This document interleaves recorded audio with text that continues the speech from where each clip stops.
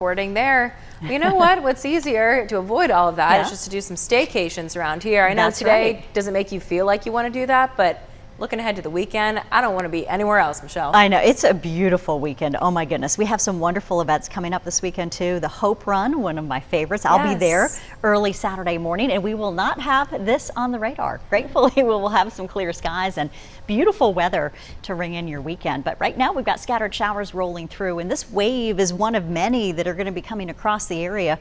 First, though, we're also expecting to see some isolated severe storms late tomorrow. We do have a few more afternoon showers, but they're beginning to break up, so our impact level threat is dropping for the afternoon. By tomorrow, though, we're back into the rain.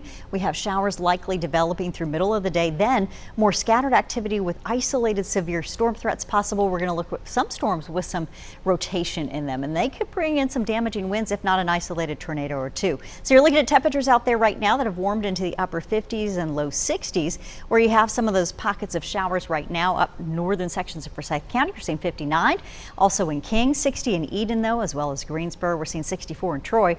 Drier conditions down over the southern Piedmont. So the eastern zones have really fared a little bit better in terms of staying a bit drier, but Burlington out 61 and 61 in Danville. We will rebound today.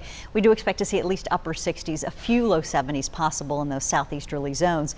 Wind speeds right now generally out of the west to southwest, and that's going to help us out.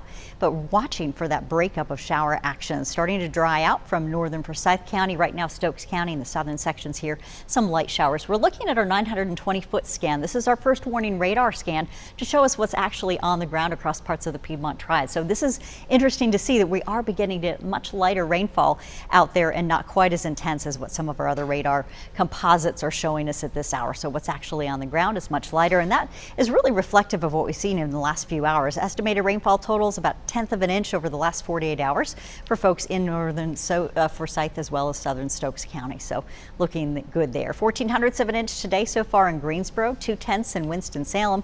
We add to those totals from yesterday, and some folks are closer to 1/2 an inch up in the mountains and western foothills. Meantime, we're at about 4/10 of an inch across the Triad area in the Winston-Salem area. So for another hour, we've got good rain chances for you across parts of the eastern Triad.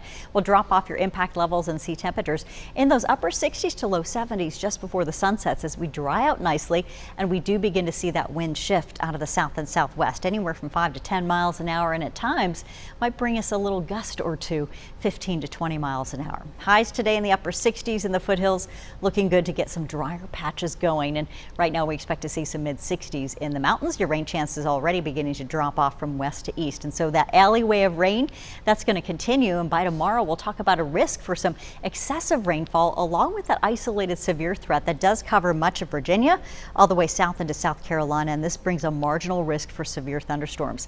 Highs today are forecast in the low 70s. Yesterday we hit 63, and so typically this time of the year we're hitting near 70 degrees, but right now we're expecting the bulk of the weather to return for us on your Thursday afternoon. That's going to bring in those severe thunderstorm threats.